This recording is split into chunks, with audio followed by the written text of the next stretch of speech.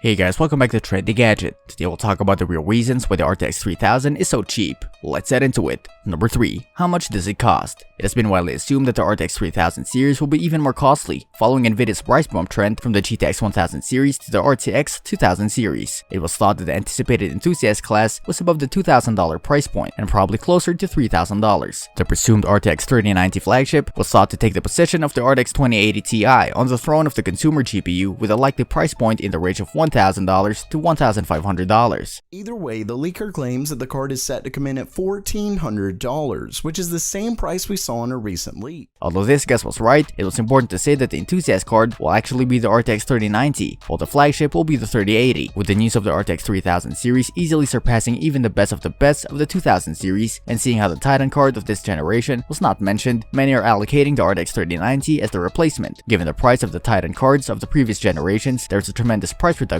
if the RTX 3090 actually takes its place in the market position. However, there's a strong belief that the Titan card is still coming, but a later date, for that particular reason. Nvidia's CEO Jensen Huang confirmed on September 1st event that Nvidia's Ampere top model named RTX 3090 would cost $1,499. This is about $300 more than the best representative RTX 2080 Ti Founders Edition of the last generation, but it's also important to say that these cards are not equally positioned on the market, as the RTX 3090 is more comparable to the Titan RTX.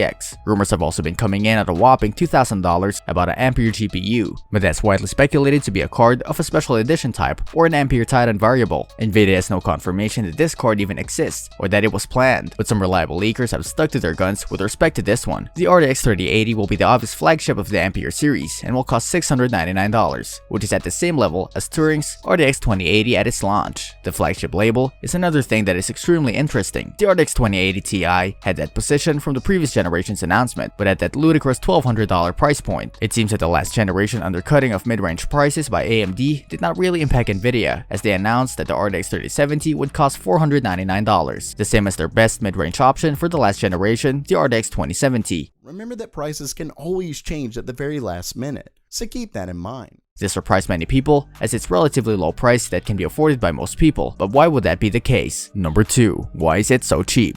Because every few genes, in most cases it's always 2, at lower prices, there must be boundary pushes. They find various technologies to make products both easier and better to make. If the 3070 was about $1,000 because it was better, imagine the price of the 3090. It would certainly be about $2,500, which is ridiculously high, and yes, it's an incredibly powerful beast. But if the price was so high, there would actually be very few consumers going out of their way to blow their entire graphics card paycheck. With Apple and its devices, you can kind of see what I mean. Apple is re-releasing the same products with a very slight design change, but still raises the price higher every year, costing more for pro models. As of 2020, many customers are beginning to turn against Apple and move to various products. Their products are quality, they're really amazing and packed full of battery life, performance, good camera optimization, etc. But they don't do anything to distinguish them from what many other businesses are doing anymore. They still make good phones, but if you're someone who has been a part of the ecosystem of iOS for so long, you're going to get tired of how limited it all feels. People still honestly decide to buy their phones more for individuals to see them as premium rather than today's capabilities of the phone. If you look at Samsung, you'll see them trying to push boundaries with phones, like folding phones, and yes, it's a gimmick, but they're the ones who made the folding phones a trend. Their 120Hz display screens, their cameras having a very decent quality of 30x optical zoom, and just the more open feeling of the Android devices they create. Apple makes amazing phones, but with each release, they have changed little to nothing. Sure, the camera is better and the GPU runs better games than the last phone, but that's about it. They're not innovating or anything, so while many people are beginning to move over to Samsung phones, they're getting tired of buying the same product every year at a higher price. Number 1. Conclusion.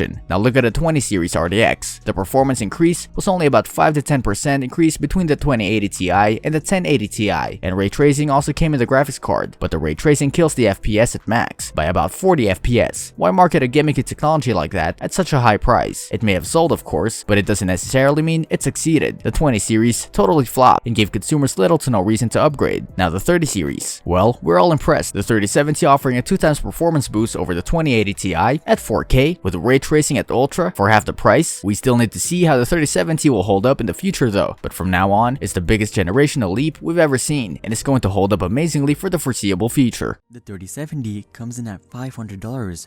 This card is probably the best representation of their financial report. What do you think about the RTX 3000? Do you think Nvidia chose a good price for it? Let us know in the comment section. This brings us to the end of our video. I hope you enjoyed it. Hit like if you did, and don't forget to subscribe to our channel so that you don't miss any of our videos in the future. Also, watch the 2 videos that are on your screen because I'm sure you'll love them. With that, I'll see you in the next video.